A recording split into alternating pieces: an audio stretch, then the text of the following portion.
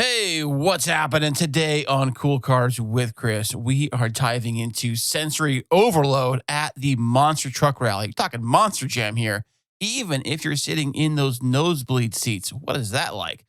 Plus, we're also discussing the retro future appeal of the 2005 Mustang. I bought one for my son for his birthday recently, and he's going through the DMV required online training course to get his license. He doesn't have his license yet, but he's working towards it right now. And topping it off, we're going to be talking about the escalating horsepower wars that are going on right now. Is too much just too much? But I know that right now, Ford, speaking of Mustangs, just built their Ford GTD supercar, really what it is.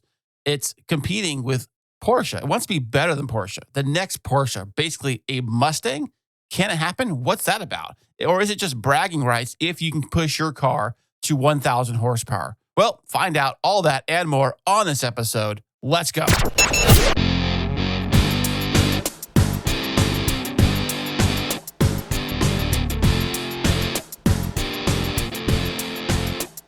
Welcome back. I have the legendary YouTuber, now monster truck dude, Courage, in the house today. How you doing today, buddy? Man, I wish I could drive a monster truck. That'd be cool. Dude, I mean, I almost kind of drive a monster truck. Well, yeah. a mini monster truck. Yeah. I felt like driving one, like I was driving one way back with that Silverado EV, but that's just from coming from somebody that's not used to trucks like that. But nonetheless, still, it's always great to talk some cars. So appreciate being on. Yeah, I remember when I had my Z and I was going back and forth between driving the Z, which is like low to the ground, to driving the truck, which is like, I'm not lifted, but higher up, I guess, or somewhat lifted, I guess. Yeah. And so it's such a trip going from one to the other, and especially going from the car to the truck. Like, oh my God, I'm so high up here. I'm up here. Look at me, everybody. I'm here, up tall, Yeah. And all that kind of way it drives. And there's a different comfort features it had. I remember from the Z, which is more of like just pure sports car, to the truck, which is a little more plush and a little more refined, a little more relaxed and a little more comfortable than modern features like automatic transmission and Apple CarPlay, things like that. So, but you went there today. You had a great time, man? Oh, yeah, absolutely. Yeah, this is the second time going, but it felt like the first time because the first time we went, we were like in the rain, mud slick everywhere. The drivers weren't going full out because it was just super slippery. So this was like a first full on experience and some great weather. So the kids loved it. The wife loved it. I loved it. It was a cool experience for sure. Did you get a chance to tour the pits like before they do the event? No, so we didn't do that. We talked about it before, but we did get there right as they were doing sort of the like canopy, the sort of gravedigger replica drive through of the course. So we did see them kind of doing that, but we didn't do the pit tour. But that's definitely something we'll probably be thinking about the next time around. Yeah, I get that last time I went there, we got there early to do the pits, and we walked around, and we get to see all the monster trucks on display. Of course, they're roped off. You take a picture of it. You can take a picture of the driver, you and the driver, and you can get like their autograph on some paperwork or whatever they give you. And it was so funny. Last year, my son was wearing his Raiders jersey. And for some reason, he wanted them to sign his jersey. So he had all the people from the monster truck, drivers, sign his jersey. He has all these signatures, all of his, like some jersey he has from the Raiders. It's all over there. That's funny. Yeah, so we did that, took pictures and video and all that stuff. And then you go over and get your seats and figure out what you're going to do before they bring all the trucks in there. So I know that like the big ones were like El Toro was always there. And then like, of course, Gravedigger is like a classic. Yeah, everybody cheers for Gravedigger. Yeah. I think El Toro was one of my favorites. There was another one I liked, the shark one. The kids like the shark one. Yeah, I think it's Megalodon, I think. Is that what it's called? Megalodon? Yeah, the shark one. The kids have got toys of that stuff. The T-shirts, all into that kind of stuff for a while. I think kids get into like, for a hot minute, they're like into whatever is happening, like the Monster Jam or whatever it is, They got some cool new ones that I didn't know about.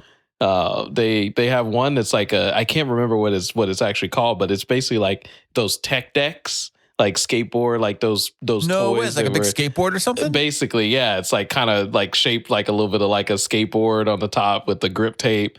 So they had that, and then they also had one for like the Barnum and Bailey Circus. No way, like a circus tent, like a clown car or something? It looks like a truck, but it's got like, kind of Barnum Bailey, like, circus colors.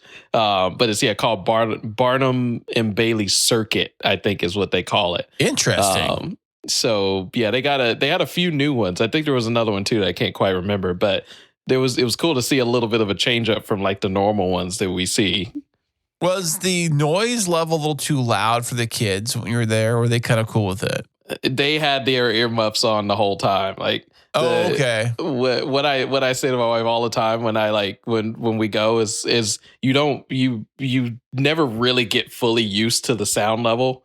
Because even when they're just like, when they first parade out, like it's super loud and you're like, wow, like you feel it. But then when you hear them at like full rev, like go through the track and like do their races and everything, it's like a totally different level still to this day. And we were in like nosebleed seats and it still sounded insane. So wow. I definitely, for young kids, I think ear protection is definitely necessary for sure. I think it was louder when they were at Petco Park, because I remember as they would like bring them out, they had to like drive them on that side street on the west side of the building, because that's the side we were on. I saw them driving down there. I looked down below from the balcony. I could see them kind of pulling around the streets, and noises like bounce off buildings pretty, like they bounce around a lot. And I can't even imagine what it's like for like if you weren't even there for the event, but just like or in the city around that time and like. Oh yeah, it was pretty loud. I remember, and I think it was just louder at Petco Park. But I remember for some reason when it used to be at Qualcomm Stadium, I've been to it back then. I remember it was incredibly loud for some reason, like almost like need to cover your ears kind of loud. But I just like dealt with it, I guess. And but it wasn't like painfully loud. There's like a painful loud. Have you ever been in a situation where things are so loud they actually are incredibly painful? Like I used to fill up these generators, like job site construction generators, and they have these big giant Caterpillar diesel engines like running so freaking loud. They're so loud, like you have to put earplugs in and then maybe cover them with like on top of that. You ringing for days, like super, super loud.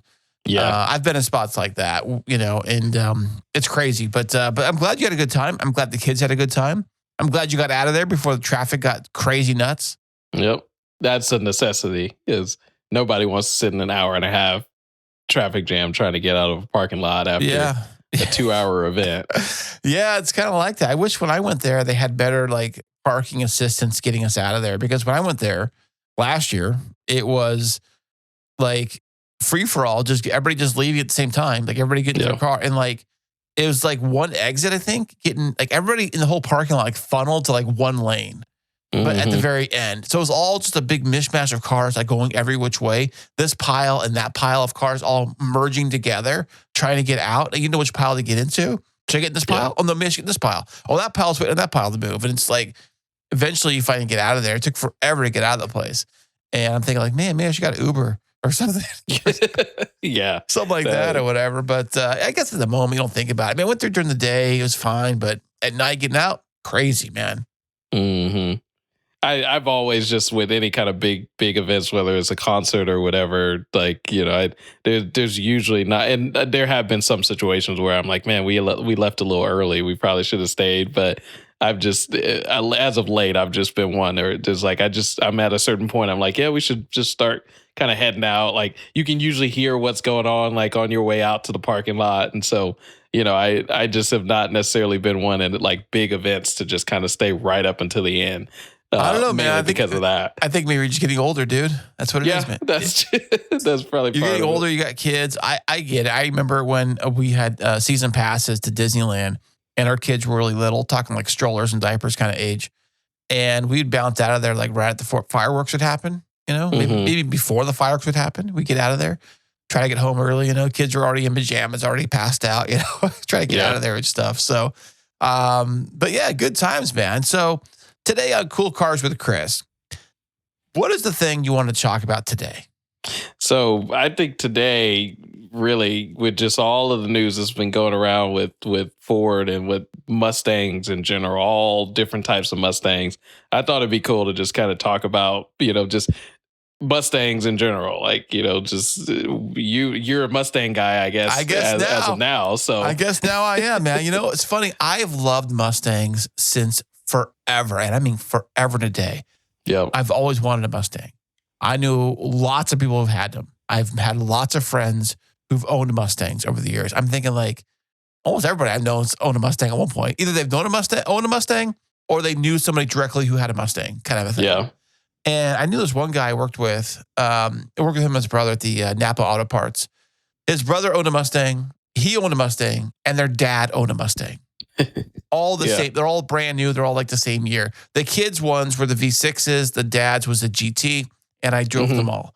And so, I drove their cars. And even back then, I remember the V6s had a lot of torque and a lot of power, like more than I was kind of blew me away. But of course, the vehicle that I had at that time wasn't fast at all.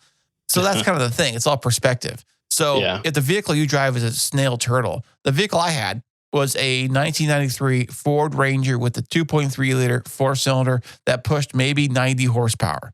And it couldn't carry a load up a hill if it tried.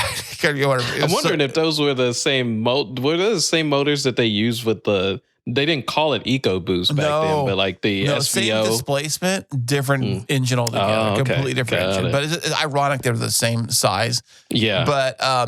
But yeah, those things it was kind of gutless. So I drove, that was my truck. And then getting to something like a Mustang, hey, they give me the keys, let me take it for a drive, whatever. And it's like, holy crap, this thing feels, even just a V6. This is a rocket ship compared to total rocket ship. Then I get the V8 version. I'm like, holy crap. And so they're quite amazing. Now, this is back in like the early 2000s. Yeah. And so the Mustang that we purchased for Jakey Jake, who is going to be working on getting his license real soon, he's taking the test. Not the test, he's taking the online course, like online training. Oh, yeah. In California, it's required now that if you're 16 years old, if you're under 18, you have to take 30 hours of like online course training. It has to be approved by the DMV. So I had to go online and find a class or a website or whatever that's approved by the DMV, pay the fee to do that, sign him up. He's working on the classes right now. He's only about like 10% to 20% done of the entire class. And then once you do that, then I guess you can get your permit.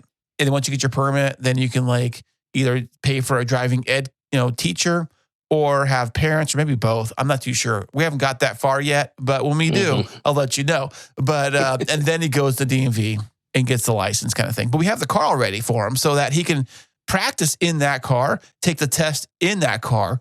So that'll be the car I'll be driving. Why not do everything in that car? So the car we got was the 2005 Ford Mustang V6 Premium.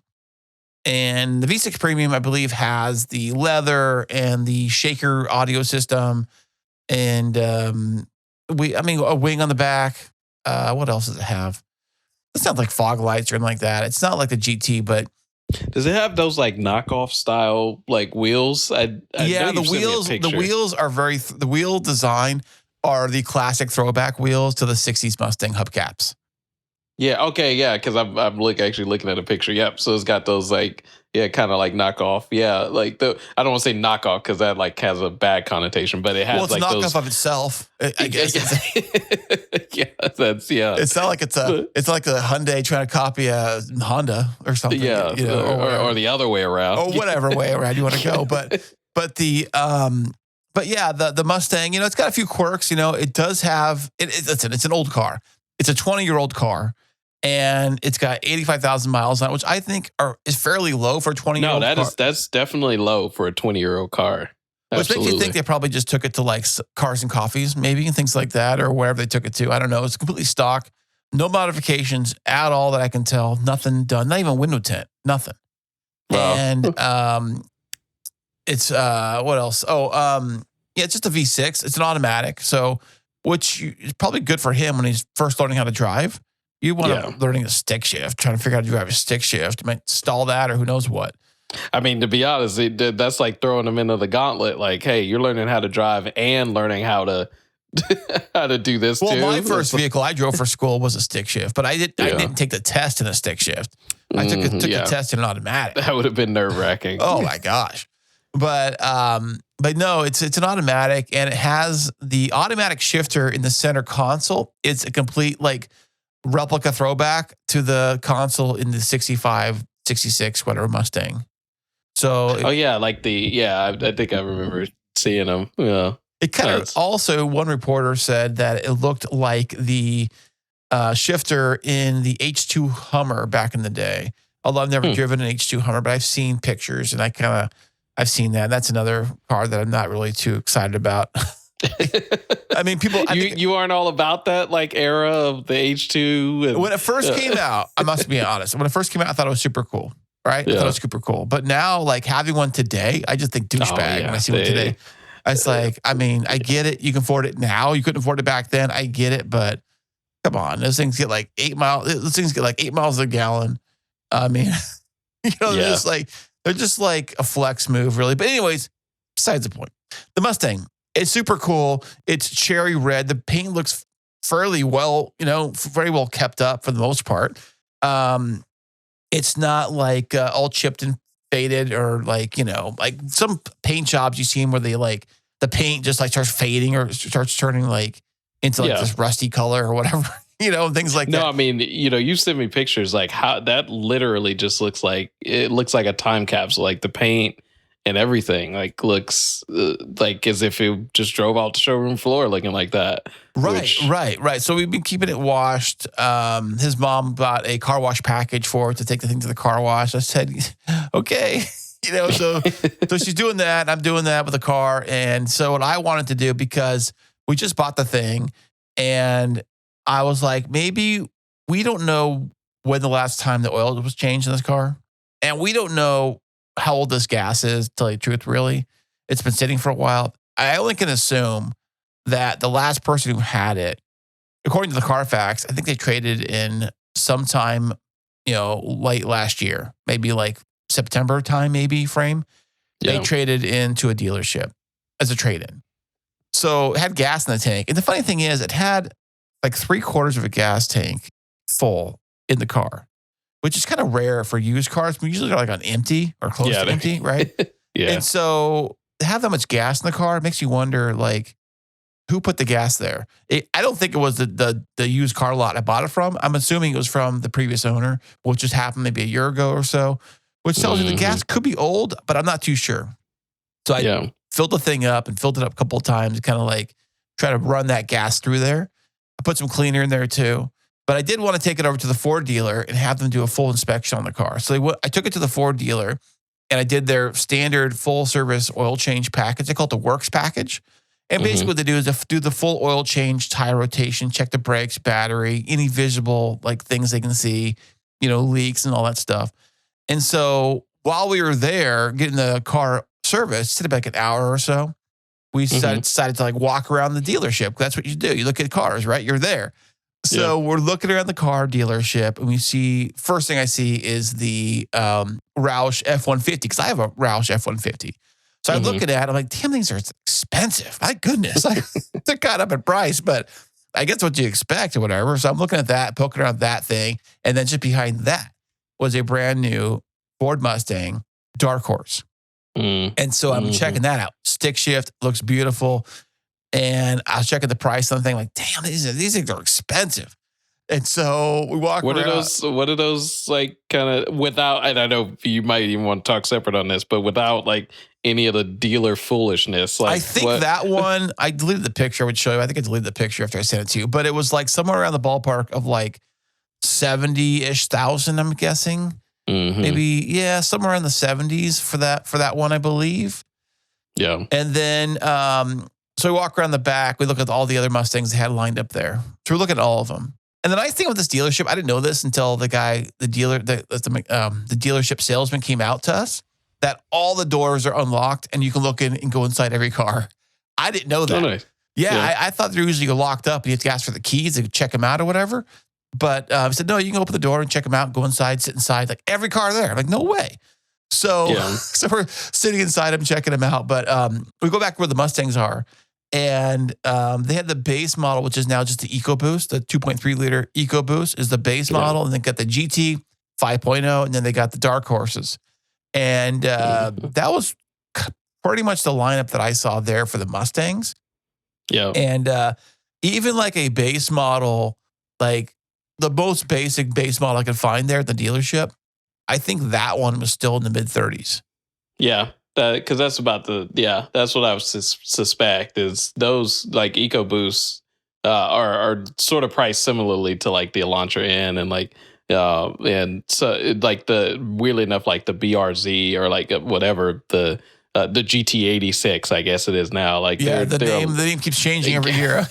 Yeah, like they're kind of priced pretty similar to that. And real interesting thing about that I started thinking about is just how like the difference in going from like the EcoBoost 4-cylinder Mustang to all the way up the line to some of the craziest things that exist now with Mustang, like the GDT and GTD and, all of those. Like, it's just the lineup of Mustang is pretty crazy. And there's not like a lot of companies that kind of have such a range of like power and like performance figures all the way from like, say, only other ones I think about are like, Charger Challenger of like last generation, where you could have like a V6 Charger that, had like 300 Camaro horsepower. did that too. Camaro, V6 and they had the LS they had engines those and all that stuff. Yeah. So it's nothing new. Most car companies, most of them, not all, but most of them have like a variety of different packages and a variety of different, engines to choose from. Yeah. Ford's no different. I remember back in the day, my dad had a Fox body Mustang. And one of my favorite generations. Man. Really? That's funny because that's my least favorite generation. Really? The Mustang. Yeah, because I think it looks so different from all the other Mustangs in the entire history of Mustang. It's like the most different of all of them. Except for kind of like it was like almost like an evolution of the Mustang 2 a little bit. Like it was a little bit of a cooler looking Mustang 2. Yeah. But I do agree that it definitely was like a difference in the lineage of Mustang for sure. Right. And he had the 5.0 and it was fast, really torquey, and had lots of torque and the usual stuff or whatever.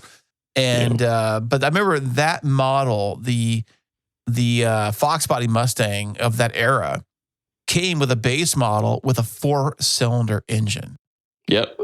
So that's rear-wheel drive. That was the SVO, I think, where they had. They had a turbo version you could get. Yeah, of that, but there was also like I'm talking like there was a regular like base model version you could get, like a regular. I didn't know that. Like a base model. I'm talking. This is like a grandma car.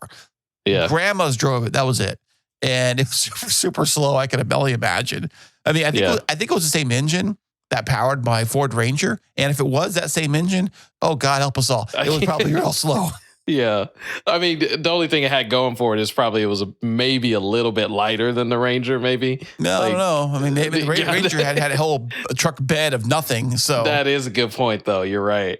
Yeah. But yeah, it was I can only imagine. But I think that now, like when even today, we buy an EcoBoost Mustang, it's fairly powerful, like over 300 horsepower, I think, out of that thing. Mm-hmm. And Jacob's Mustang, the one we bought, the 2005 Mustang, it had that 4.0 engine. It's a 4.0 single liver cam V6, which is kind of ironic because the V6 version in that year is a 4.0 and the V8 is only a 4.6. Mm-hmm. But more torque, more power. It's a V8, more pistons. I get that. But it's a decent sized engine. It's a 4-liter V6 engine. Yeah, I never actually realized that it was a 4-liter. I know like the Jeep, those older Jeeps had like a 4-liter like V6. But they were straight 6 of the Jeep. The straight 6. Yeah, you're right. Yeah. Uh-huh. So but this that still is like big for a 6-cylinder engine though. I feel like 4 liters is pretty big for a 6-cylinder. Today it's really big. Today they would never make an engine that size, a V6 that size today. They would make it like a 3-liter turbo or something like that. Maybe 3.8, the biggest. I think the new Nissan Frontier, I believe that's a 3.8. And ironically, though, when I looked at this Mustang back in 2005, I wanted to buy one. And I was looking at that, but I was also looking at trucks. And I was tossed up between the new Nissan Frontier with their 4-liter V6 which happens to be the VQ engine, or the new Mustang with its 4-liter V6. And ironically, I went with the Nissan because it had more power than the Ford Mustang did in their V6 comparison. Because the V6 in the Nissan Frontier had 265 horsepower, and the Mustang here has got 210. But, you know, it's a Mustang, it's a truck. I get it, so on and so forth. But anyways, the one I bought him has the 4-liter Mustang V6 engine. It's very smooth, lots of power delivery. Once you get up on it, we took it on the freeway after you got the thing service. Oh, by the way, the service, let me tell you, when I pick the car up after it's all done, I'm waiting for a long list of things to be fixed. Like, you know, like I'm just expecting him to say, hey, oh, it needs like this, like just a big long list of things, right? And I go to the counter, I say, what's the damage? And he just tells you the price of the oil change. I'm like, no. Like, what needs to be fixed on the car? And he says, no, everything looks fine, except for that handbrake. I said, yeah, because the handbrake for some reason doesn't work in the car. And I knew it when I bought the thing, and I thought it was a goofy thing anyways. But that was the only thing. He noticed it. I noticed it. Yeah, I get it. But I said, what about like the mechanical stuff? Like, you know, anything like serious, you know, we need to worry about? He says, no, everything looks fine. The brakes are good too. Like, brakes are good. Yeah, they're still in the green, he says.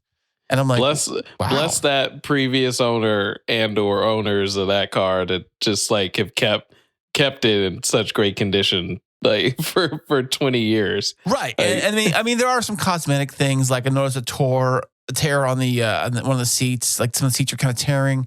And I did notice the floorboards got some, you know, holes in the carpeting and things like that. With, you know, things of that sort. But yeah, it said everything looks fine, ran fine. So I was like, yeah, I even drove it around the freeway, kind of, you know, take up the speed. I got it to like over 80 miles an hour in the thing.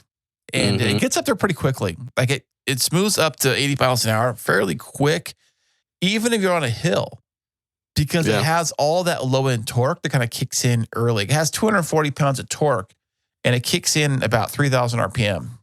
Yeah. So even at 2,000 RPM, you're getting probably like, you know, 150 torque, or, you know, close to 200 torque.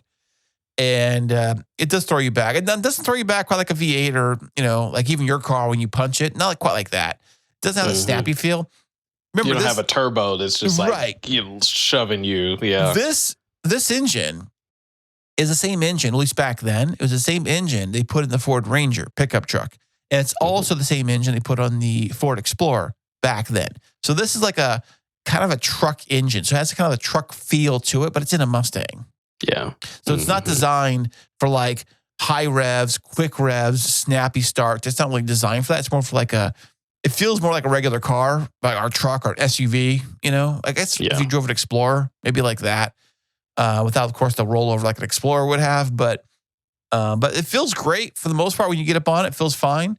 It feels like a great car, you know, a great first person's car when they turn 16. Like, who doesn't want a Mustang? You know, as a first car like that. I mean, you know, that is an awesome. I'm sure you made your little guy's, you know, world of just kind of having that be his first like introduction in the cars and getting, you know, I know he's just itching to get behind the wheel and things too. Well, that's why I told him we'll get your tests figured out. Now it's all up to you, man. You got to take your test and do your thing. You know, it's all up to you to pass and get whatever you got to do. I'll pay for the, you know, the course or whatever it takes, and I'll even pay for get your license, the DMV. Whatever that takes, but you got to get us there. I did my part. You got to get us the other way. You got to get us across the finish line, which is cool. And if you don't mind, I wouldn't mind. I want to kind of go back a little bit, a little bit of story time. Just kind of going back to this with Mustangs as I want this to be the topic, but just as a little bit of a backstory, and I probably shared this a little bit with you, but I don't know if I shared it on the podcast. Is I have been a Camaro guy my whole life. I have been a diehard Camaro guy. I'm one of the only people in the world I feel like that still loves the fourth gen, you know, F body style Camaros. Is that like, the one that looks like a witch nose in the front, or what they call it? I've never heard it described like that, but yeah, I know exactly what you're talking about. Yeah. It's like a pointed arrow. A pointed arrow. Yeah, it kind of to me it kind of looks like a bat in the front. Oh, that gets that puppy, yeah. Like, and it's like Batmobile, actually, like big old black and like when you Batman see all black ones, but especially because they had these like rectangular fog lights in the corners on the at the bottom of the grill on the older earlier side of like that first. So they really did kind of look like a bat with like the dark eyes and things like that. But that's still like my favorite Camaro out of all of the Camaros. But the funny thing that I tell people all the time is that like even though I still love Camaros, I still want to own a couple of Camaros in my lifetime. I think that Ford has really won out the war in terms of still having the Mustang, first of all, but just that the Mustang has become what it is now, like with not only just having like great offerings on the base model side, but the insane other side of things, just punching way above their weight class with some of their newer versions of the Mustang that have come out. And as a Camaro guy, like I kind of feel humbled in that sense where I'm like, as much as I love the Camaros, like the Camaro shine really wore off really in that like mid 2010s time frame going up into the when that 2020s. New design came out. The most current design I think came out right at the same most time. Current design was just really just kind of a half kind of ditch effort to like try and keep people somewhat interested in it. And Mustang, there's very few car lineages that really have stood as strong as Mustang. Corvette is probably really the only other one, like in that realm. That's like, I don't count, a year or two gap, but really just like no gaps, like constant generations, like never taking a break. Didn't they have a gap just constantly. I thought they had a gap in the Mustang. Not with the Corvette. I wouldn't say it was more than like a year gap, if anything. And I could definitely fact check on that. But even with the Mustang, I don't really feel like it was more than like a year or two gap. Did you know though that in like I think before the 90s came out, that Ford had a car called the Ford Probe? Maybe. Yeah. Now that was supposed to replace the Mustang. Yeah, I remember some stories about that. Yeah. And eventually, I think, everybody got pissed. I would imagine, Yeah. And so, uproar back then before the internet, of course. And no, they made they redesigned it, but I think they were hanging on to that Fox body for a while. I think also too back then the Fox body was a completely different design for the Mustang. Yeah, very boxy. I guess the Fox body maybe, and then. They went this whole like bubbly like. Then I don't remember chassis codes and stuff on the Mustang, but yeah, like that earlier, which actually I really do enjoy, like that like the like for like Camaro Mustang of the 90s. I'm actually kind of a big fan of. That's the fourth generation we were thinking of. It's had that bubbly look, but they also made a chiseled version of it too in 2000. They had like sort of a half, like where it was a similar sort of design, but they did like some different. It was like more of like squared off lighting, and they brought back, they still had like kind of the three line tail lights, but they kind of did a little different design with it. The funny thing is it's weird. It's kind of weird that I'm like, I grew up like being a Camaro guy, that I was so into Camaros, because my brother actually had like a pretty mint condition Fox body Mustang. It was like the earlier gen, like, which I loved the most. Like I didn't really like it as much when they started to add some of like the body kits and the spoiler. For like the GT, I like that. Yeah, it looked like a little skirt on the bottom to like look like it was lowered. It was really lowered. I just, that's when it kind of dropped off for me. Like I really, really love like the simple just body lines of like the earlier Fox body Mustangs. And he had one. It was a 5-speed manual. I never ever got a chance to drive it, although my mom had it for, probably like a decade or so. And it was just sitting in our driveway. And I never had a chance to drive the car, and to this day, it's probably good that I didn't, because it would have started me on a trajectory of cars that I probably was not kind of ready for. Because those things were, even though they didn't have a lot of power on paper, they were a lot lighter than like, Mustangs and obviously modern cars. And so their like power to weight was pretty great for like the time being. But they're known for just being a bit of widowmakers if you don't know what you're doing with something like that. Right. Yeah. So, I'm it's probably better off that I never had a chance to experience it. But I just find it funny that I gravitated so much to Camaro, even though like I had a Fox body Mustang literally just right in front of me. And, it's just interesting how that all works. But maybe it could be just you want to be different. You wanted something that was a different flavor of cool car in the same like realm, like pony car realm, but something that's a little different. I can see that too. You're like, okay, well, I see this. What else is in this era of pony cars? That I kind of like and gravitate to. That could be it too. I mean, especially if it's like when it comes to your brother, and just to be transparent, my brother passed away when I was pretty young. Early 2000s, but. That's why my mom had the car for a while, and but back then, like obviously as a brother, like when he was still around, I was like, oh yeah, my brother has this and it's cool, but like what else is cool? Like you kind of want to be, like you say, you kind of want to be different. I definitely agree with that a little bit. So, well, the thing about different is that I remember when the 2005 the S197 chassis came out for this, the one that we got, Jacob, is that I thought that was the coolest looking Mustang up until that point. In fact, I think even today, I like that design, just purely a design, because it's very, very retro. It is like we are going to do full-blown flashback to 1965, and we're going to be making literally like a modern version of the classic car.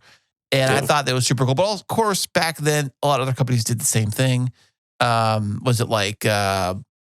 who had that stupid like wagon thing? I know the HHR with the PT Cruiser, PT Cruiser, and then of course the SSR. Yeah. So that whole like early 2000s was like all about this retro rage thing going on, and I think the Mustang really killed it with it. Now that I've driven it and have driven it around that model, I get it. I totally get it now, because even the gauges look so retro. Like everything looks retro on the thing. Like it's such a flashback to 1965.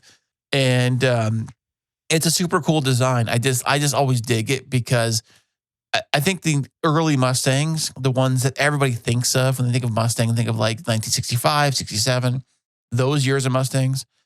This car like literally like looks like that, Yeah. So the coolest era of Mustang we get in like a modern-ish car, at least in 2005.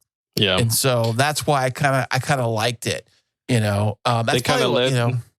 Yeah, no, not to cut you off, but they kind of led the charge. Like everybody else kind of came along afterwards. The Challenger came back, and I will say the Challenger did really capture that look for me too. I felt like of like the classic Charger, but in a modern realm. But they were following what the Mustang did. Like the Mustang led the charge, and the Challenger came, and then the Camaro kind of way later, like towards the end of that decade. I still still seeing that reveal of the concept Camaro in the Transformers movie. Oh, still one of the most iconic things ever. But again, they were playing catch up to the Mustang, having done it already and done it very successfully. Well, the senior vice president of design back in 2005, they referred to it as, quote, retrofuturism, end quote. Mm-hmm. It's what they called that design. A retro future design, which I think it sums up pretty well, because it's like newer looking, but it's still retro looking at the same time. And I remember that, like I said, they came out with a powerful V6, more powerful than the previous version. And in fact, I remember one guy said that he used to have an older Mustang. Like, I don't know what year he had. It was an older Mustang. Maybe it might have been a Fox body. I think it was a Fox body. And he just purchased the V6 version of the 2005 when it came out. And he was so impressed with the V6 and the power. He said it had almost as much power as his Fox body did, maybe even more, depending on what version he had. And here you got the entry level of a car, has the same power, if not more, than the old Fox body, V8 did back in the day. And so, I guess with technology now, like everything's getting more powerful. Like you think about the EcoBoost, Mustang today has like over 300 horsepower, which is like more than the GT had back in 2005. Yeah. So, so it's like it's kind of evolves with time. Everything goes by, but they have. But speaking of evolving, what is Ford announced they're going to be doing this with a new Mustang or Mustangs of the future? Yeah, so I just find it, again, just super interesting. Like my like Instagram feed and different things are just full of like all this news around the Mustang, and the GTD has been super popular in the news now. So what is the GTD? I can't say it right. I know. TD. right? GTD, yeah. That's tongue twister, really what it is. It really is. Like they, I get why they named it that. Just I was watching some clips from like the racing series where this car is supposed to kind of be a homologation of that series, and so that's why they kind of went and named it that way. But the GTD is literally a Porsche competitor, basically, and but it utilizes kind of the typical recipe that we know about Mustangs, like 5.2 liter supercharged V8 with insane power output, front engine, rear drive, front engine, rear drive. Crazy aero and all of that, but power ranges, really the top end is like around 800-ish horsepower, 800 plus horsepower, which is just absolutely insane. What's the rev range on that? Do you know? I don't actually. I'll probably try to see if I can. Because I think some of those like could rev out. Like I remember the for GT 350Rs. Yeah, it could rev out. I don't think that it has as much of a rev range as that. That is a good point for sure. I don't think it revs out as high as that in terms, and just has that like screaming, like flat plane, V8, kind of feel. But 7600, I just Google it. So, that's still pretty high, honestly, for like a V8. Oh, definitely is high for a V8. But I heard the 5.0, the engine I have in my truck. Well, I have the truck version, but I heard that engine, the 5.0 Coyote, can rev high. I heard it can rev high. It's a high revving engine for a V8 anyways. Yeah. It's not push rod. It's not, cast iron and all that crap like the other older V8s of, back in the day. So it can rev out higher. So it might be based on that. Tunes maybe. And yeah. Yeah, rev range is kind of, V8s in the past were a little bit more limited and restricted. You see them like around 6,000 RPMs. Like they're taper off from there. Yeah. No more, please. The interesting thing, and kind of getting to what you're asking about the new dark horse, I guess you can say. One thing before getting into that is, they're going supercharged with that. The current dark horse, I believe, has still stayed as like an NA 5-liter Coyote engine, I believe. But one thing about that is that I have a buddy of mine that has a dark horse, put a lot of money and work into this thing. And he didn't like it? What's wrong with it? No, but he's just one of those kinds of guys that just says, I'm about to mod the car when I get it. Kind of feel. Gotcha. So I was just on Instagram the other day, and he posted a dyno, but like a dyno run of the car, and then put the result of like horsepower that he's getting, because he actually added a supercharger kit to his dark horse. Oh, nice.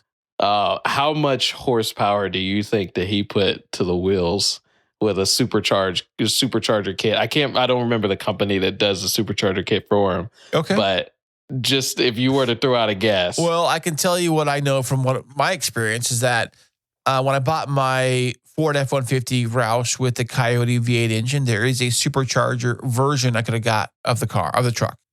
And that one said it pushed numbers just about, I think, over 700. Okay. So I wonder what in that version, probably, I'm guessing 800 maybe? More than that. Really? Well, of course, he's done some work too. He's done some other things. So I'm sure he's got a tune on the thing too, and he's probably shooting flames. I don't know. Is it good? 1,000 on the thing?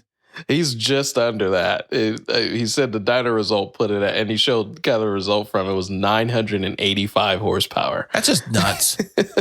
That's just nuts. But it's all bragging rights. Like literally, what you could do is you go to Cars and Coffee, and you make a big printout of that thing and you stick it on the windshield. That's what you do with that. That's what you do, And of course you have the hood open and you show the supercharger and all that great stuff. You got to show all that work for sure. Oh, definitely. Just the craziest thing is just to hear it on the dyno, like where you normally hear like a regular dyno run, like they start and they're like, they're 1-to-1 gear and it just revs up. And like, as you get more power, you hear it, like it goes a little bit faster. Like the moment you get on the gas, it's like you hear once the supercharger kicks in, it just literally just like it's like a 1 second deal all the way to red line, and it's just the craziest thing to watch. Wow. So, but what do you do with that though? Like, what would somebody use that for? I mean, other than just like throwing people, like, check this out, see what I can do, and like pin them back in the seat. Other than that, which you can do at a Tesla, by the way. Well, other than that, what are you gonna do with that? There's not a whole lot without getting in some big trouble. Either like mechanical trouble, accident trouble, or police trouble. Yeah. Well, I mean, because I have talked to him too, and he has mentioned that he's not even with all this power, he's not really looking to necessarily kind of get out on like, prep service drag strips, because even, putting all this money into the, power figures, if you're not bolstering like other portions of the car, it's super easy to just like break stuff just out of the gate, because of just like the traction that you get from like on a prep surface and putting all of that power down. It's a totally different game, with what you have to do to make sure a car is like reliable in that instance. And so he's not even really interested in that, really, the straight line drag strip speed, which, I mean, if he was, I mean, he'd probably be killing it, with that much power. But is it automatic or stick shift? It's, I believe it's a manual. I'm pretty sure it is. Well, the automatic will probably be quicker if that's your goal. And you got to learn your shifting. And I always kind of wonder when you modify a car like that, I'm pretty sure that the standard transmission and drive axle can probably handle it, but I'm not sure, because you're starting to go like double the power. Well, almost double the power it came with. Yeah, almost double. Yeah, because they're about 5. But people do that with cars all the time. But I mean, I think that like, for example, if you were to, your car, like if you went double the horsepower in your car, would it break things, you think? I mean, on a prep surface, you probably would start running into some limitations if you like breaking mechanical parts in the vehicle where the actual torque goes to like the torque converter and goes to, I'm saying actually like, like you're talking, I mean, I don't know how front wheel drive kind of works. Because with front wheel drive, like you don't really have a lot of distance of travel from like where, the engine to where it's putting the power down. Right. Like you don't have a whole, drive shaft that's taking it from the front to the back.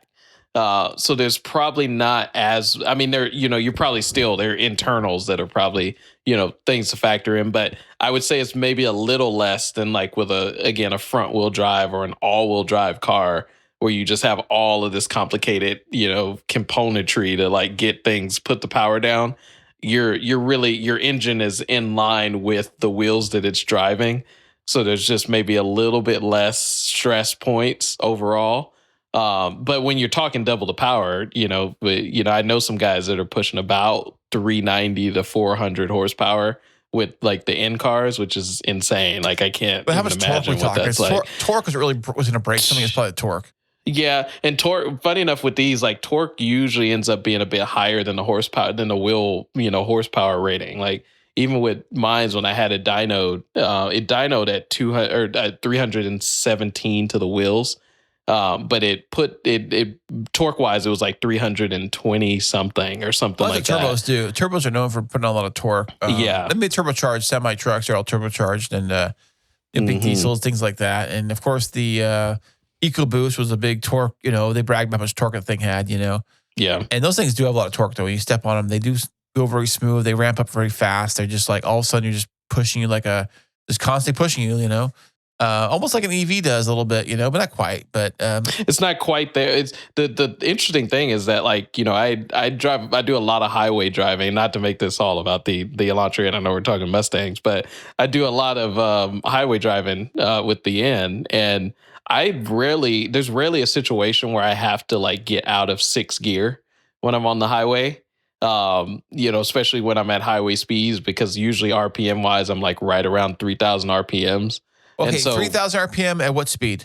At about 70, high 70s, like about 80 or so. Okay, I'm trying to give me comparisons for when I remember when I was in my Z, I believe it was 3,000 RPM, 80 miles an hour. Mm-hmm. Yeah, that's about the same. Like I would say we're right about that in the end. And in terms of like, if I ever am going like past somebody, like I'll just bash the gas like once peak boost comes in, which is pretty quick around 3,000 RPMs, the car just goes. Like, there's only like rare occasions where I might drop into 5th and then go for a pass and everything. But it's just to say that like, the torque that you get from these turbocharged engines is pretty impressive. Right. And torque is what really helps you pass the car, I think. Especially if you're cruising at like a lower RPM and you need to like gas it at that RPM at highway speed to get around somebody without downshifting. Yeah. It's hard. Yeah. And I will say, like, if I was going, say, like, if I was somewhere in the like mid to low 2000 RPM range, it would definitely not be the same effect as if you're like in the higher 2000, 2500, 3000 range.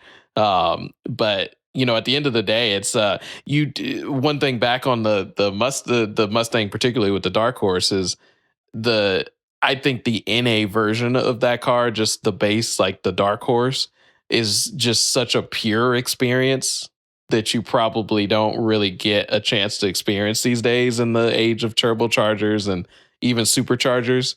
That I feel like that's one of the reasons why people really love the Dark Horse, is just to have that pure NA, 5-liter kind of experience in a car that actually really handles well as well. It's really nimble. And they got full Brembo. They got full, of course, got Brembo brakes. They have full Ricardo seats, and they braking seats. Yeah, and they got the Dark Horse stamps all over everything, and they're very bolstered. They're very nice. In fact, if you were to pick one up at the dealership, the dealer upcharges initial, I think $5,000 it was on top of whatever the price is for those things. And I asked the guy at the dealer, I said, "Is this only for the Dark Horses?" He said, "Yeah, these are only for the Dark Horses. We have the markups. The regular GTs and the regular Mustang, base model Mustangs are not. But even a regular GT will probably set you back somewhere in like, 40 range, 40s or something like that, maybe 50s, depending on what kind of trim you get and different things. And then you start getting the Dark Horses were like 70s, maybe 80s, that kind of range. And it'll be interesting where the Supercharged, this SC version sits. Well, it's probably going to be over $100,000 or close to $100,000. And I'm sure the dealership will mark those up probably 15, 20 grand, maybe more. I don't know. I really don't know. But I think about that engine, like even with a regular, take just a regular like Mustang GT, like a brand new Mustang GT today, nothing fancy, just a regular GT. You can put a Rouse supercharger, a Shelby supercharger on there, and you can probably crank out another 200, 300 horsepower of the thing. Yeah. And get just about there. Of course, it's not free. I mean, superchargers aren't cheap, and then you got to put them on and all that stuff, and maintenance and repair and all that stuff. And of course, and the peace of mind you get from like having it be a factory, of course, a factory solution, as opposed to no matter how much R&D these third parties do, like Roush is obviously like one where it's like, we kind of know, like they've been pretty symbiotic with Ford for a while. I think at the Ford dealer, they'll put a Roush, because they offered me on my other truck to put a Roush supercharger on my other truck. Yeah. And I think the guy said it's fully, there's a warranty on it or something. I forget, but they said they'll do that on my other F-150. Yeah. And I'm like, really? You guys do that? Because I thought my F-150, the older F-150, like it was supercharged. That thing? Come on now. I guess it's a 5.0, might as well, right? So they have the whole kit for it and everything set up. I think it's around 700 horsepower. Now, the kit, I was looking at the price for it back then, not recently, but back then, I think that supercharger kit for my truck was right around $12,000 to $14,000, I believe, for the kit. And of course, there's other components you need, like new injectors and I forget what else you need, but just a bunch of new stuff you need for the car, plus labor installation. Because I ain't touching that thing. I ain't not touching that thing. I'm not taking that thing apart. I would screw that up so fast. Yeah. So all out the door, you're probably looking about 20 grand or so, maybe more. If you're factor in 20 grand on top of purchase price on top of that, like if you're gonna buy say a $45,000 Mustang GT and then another 20 grand on top of that. So like 65,000 or whatever, give or take, But if the SE is like high 90s over 100, it's gotta be. It's gotta be. There's probably a value base there for sure of say just go with a GT and get a solid Roush kit and call it a day. I was thinking, it's funny. I was thinking about that too. When I have my truck, and everybody asked me, why didn't I splurge on the supercharger version of my truck? I said, dude, those things are 100 grand. That's why. And because mine's just a regular 5.0. But it feels great, lots of power, sounds great, different driving modes. You put it in the racing mode, I like to call it, which is the sport mode. I call it racing mode because it retunes the entire like exhaust and like valve system. It sounds like a completely different engine. It sounds like, I would say like the monster trucks you heard, but it kind of sounds like a Baja like race truck. Like if you go to Baja, you see the Baja 1000, you see them racing by in the Baja 1000 trucks. It kind of sounds like that a little bit when you're in the race mode. I call it the race mode, sport mode, or whatever, with my exhaust and that engine. And so I'm like, this is pretty cool. And like, I remember I was telling somebody about that. It's like, even if I had the supercharger, it would be just like showing off. It would just be for like bragging rights. That would be the only reason I would even have the thing. It burns through more gas. It requires premium. It's just, you burn through it. It's just like, it's just a party trick, really, a bragging rights party trick, whatever. I don't think I would actually ever use that, like physically on the road. Like it would I need the supercharger. I need the 700 horsepower. I don't think I do. No, that's I think my truck threshold to what you need versus what you can have. Well, it's still impressive, even with my 400 horsepower I have. It's still fairly decent. It's fairly impressive, and it hauls, it tows, it does what it does, and it sounds great. It looks great. I love it. So I'm not worried about it. So I thought if I had like a regular Mustang 5.0, or even the Dark Horse regular 5.0, non-supercharged, I don't know if I want to do that. I don't think I would want to do that. I think, listen, they're cool. I saw some supercharged Shelbys today. It's a whole Shelby thing. It's totally different. I get it. But I don't know. I think they're just cool the way they are. Maybe I'm just getting too old where like, I don't need to have the fastest thing on the planet. Like, oh, yours goes 800 horsepower. Well, I'll make mine 1,000. Oh, yours goes 1,000. I'll make mine 1,200. At some point, it's like, are you even going to use that power? Yeah. To that point, I think it's cool when people push the boundary. Like, I will say that it's cool to see like a platform that say was maybe a bit conservative on the front end, just for obvious reasons, because it's like a warranted item from a manufacturer. Like they tend to lean on the conservative side, but to see like the boundary pushed is always a pretty interesting thing. But I think we talked about a while back is like, what are your reasons maybe for doing that? And if it's purely just a competition, then weigh it up. Like, is it really worth? Because there's a lot that you got to put into a car to really get those type of performance figures out of it. Like, it's not just simply slapping the supercharger on it. Like, as you talked about, like there's a lot that goes into that. But at the end of the day, it's just numbers on a screen. It's just a printout they give you. It says, "Oh, I hit 500 horsepower to the wheels. Woohoo! Okay, what do you do with it? What do you do next? I don't know. Frame it. What do you do with this? Yeah. Well, I am about to hit up my buddy that did that though. I'm like, I think I need to maybe experience a light pull in this thing just to see what it's like. Yeah, wear your helmet, man. Yeah. I'm gonna wear a helmet and make sure it's a rainy day. You get tires are shredded. No. Yeah. Yeah. Let's see what happens. I gotta experience that. But I think though the pull feeling you're gonna get in something like that, or anything that's like, the 500 and 700 horsepower, like even the Shelbys or whatever, I think the kind of pull feeling you're going to get, it's going to feel very similar. I mean, you've driven the EVs, you've driven the Teslas, you've driven the not Cybertruck, the other thing, the Silverado thing. So what that pull feeling feels like.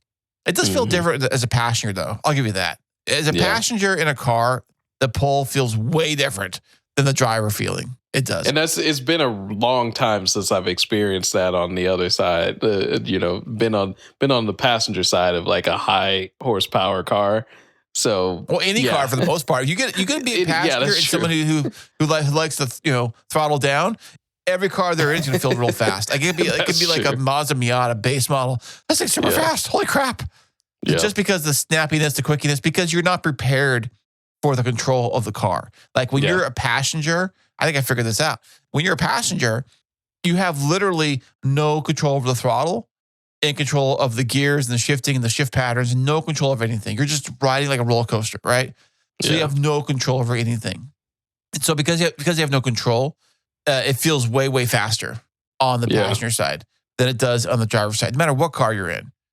And so I remember when I had my Z, And I would give people rides in the thing, and I would throw them back, and I'd be like, I'm not even going that fast. And they're like, holy crap, we're going so fast. I said, I'm not really going that fast. Not really go, yeah. But I wonder if that's like where like the human nature, where like, you know, some people got that like tendency when they're accelerating to like kind of put their hand out to the dash and like put their hand straight out like that. I don't know if you ever noticed that in like videos, like where people are like on the passenger side, like their reaction videos. But I feel like for car people, or like people that are super used to being the one doing that, they're like their instinct of like putting their hand out in the dash like that is like kind of them wanting to take control, but then realizing that they can't because they're not the one driving. Right. Like, yeah. Because they, or you hit down on the pretend brake pedal on the right side. Or you see them, their legs tense up like as if they were like they're going to slow the car down, but it's like, oh yeah, I'm not in control to do that. Like it'd be an interesting psychological study to see like why do people react a certain way. And also too, when you drive your car, I'm sure it's probably happened to you where you start to get used to the power, and get used to the speed, and you get used to it, and you're kind of like, it doesn't feel as fast to you as it did when you first bought it. Has it happened to you yet? There's times where I get pretty used to it. I always get reminded about, you know, just again having more power than I did stock is when it's like a little cold outside, when the tires are a little cold, or when it might be a little damp and you give it a little bit of extra power than you should, and you get a little bit of that wheel spin, but then once it hooks, you get that pull. So there's times that I still get reminded of it, but that definitely is something that I think we all experience, is, you know, even when we upgrade our car, and that's why we upgrade our car, really, because we get used to the power. We're like, man, this thing feels slow. What I gotta do? This car feels so slow right now. And it happened to me, I think, with my Z and stuff. And it does, you know, it happens, you know, over time. That's when I was driving the thing. I think it doesn't feel very fast to me, but the passenger over here feels like, oh my gosh, so fast or whatever and stuff. And then I, of course, would do a drift slide. Like I would take off traction control. I remember doing this. And when I would like go from first to second and kind of like let the clutch, you know, slip a little bit and then hit the throttle, it would, the tires in the rear would like fishtail and like slide around the corner. Yeah. I would do that. And a couple times I actually did some donuts with the kid in the car, my son in the car, near the old house. I did like one donut, not like a bunch of them in a row, but I just did one. There was this area that was kind of known to be doing that. I didn't know if the cops were gonna be there or not, but I was like real quick there. I think to do real quick, and I did a quick little like you know, turn around or whatever the thing. In fact, it could be heard from the house how far away it was. They could hear like, me doing it. Yeah, they see me coming in there or whatever. But Courage, man, this has been so much fun having you stop by tonight, man. I really appreciate you stopping by and your Elantra N and all your cool stuff and all your cool things you do, man. Yeah, for sure, man. You know, at the end of the day, it's all about cars, and it's just cool just knowing the car culture is alive and well. We're still getting crazy horsepower cars, you know, out there, and crazy V8 strong horsepower cars. Live long the V8s. Live long the V8. I am here for it. So, oh man. And so you listen at home, you want to follow along, you go over to coolcarswithchris.com. All the cool stuff's right over there. And we will see you on the very next episode. Until then, be safe, drive safe, stay legal, and do not crash your Mustang into a light pole. Please. We've seen too many of those guys do that. Don't do it.